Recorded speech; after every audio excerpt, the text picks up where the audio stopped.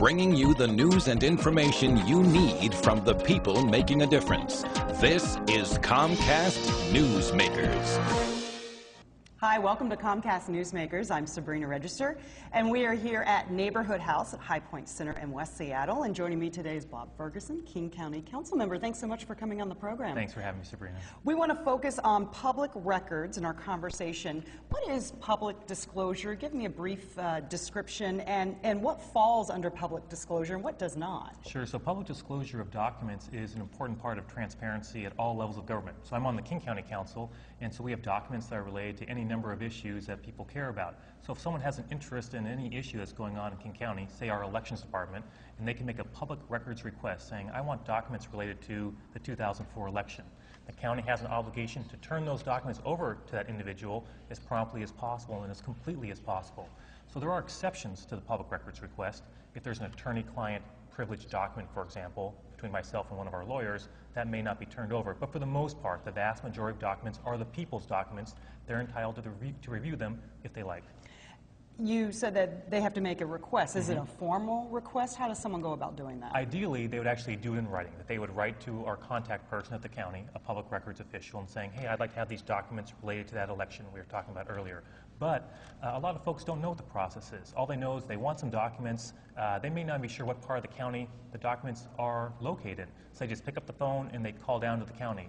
Even something as informal as that counts as a records request, and it's our job as county employees to make sure we get that information turned into a more formal request, get it to the right person, and get the documents to the individual. Why the focus on this right now? Right now it's really important because we've had a couple cases that turned into litigation where citizens wanted documents from the county. This is just in the last couple of years. And frankly, the county failed in its duty to turn over documents completely and in a timely way. It literally took, in some cases, years before documents got turned over. Now, we're talking about large volume of documents, but there's still no excuse for that level of delay. In one case, we had to settle a lawsuit that cost us a few $100,000.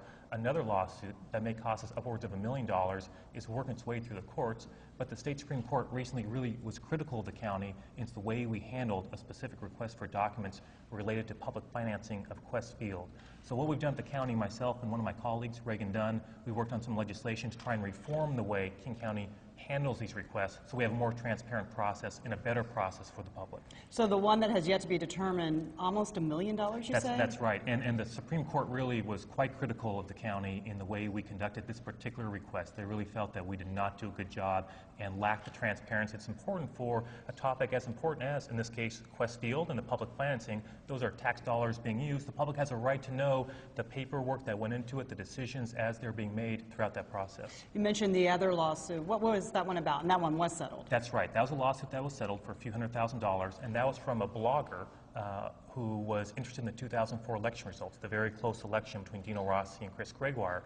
He asked for documents related to the election. He had a large request, a lot of documents, but it literally took, in that case, a very long time to respond. It wasn't a complete response, and so he sued, and the lawsuit was settled for a few $100,000. So again, a case where the county really was failing its obligation. In that case, this person wrote to me saying, hey, can you help me get these documents? I wrote to our elections director at the time saying, this person needs these documents. Why can't we get them to him? That made no difference.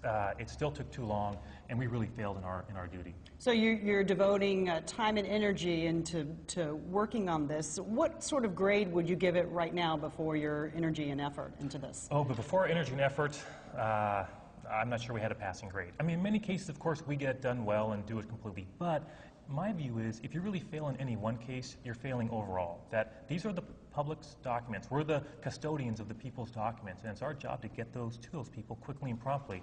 So my view is if you fail once, you're not getting the job done. And we've had a couple of high-profile failures, which really prompted myself and Reagan Dunn to say, hey, let's take a look at this system, work with our staff, work with the Attorney General's office, and come up with a better system. And are you seeing collaboration with the state? Absolutely. It's really been great. Rob McKenna, our Attorney General, has been a leader on this statewide.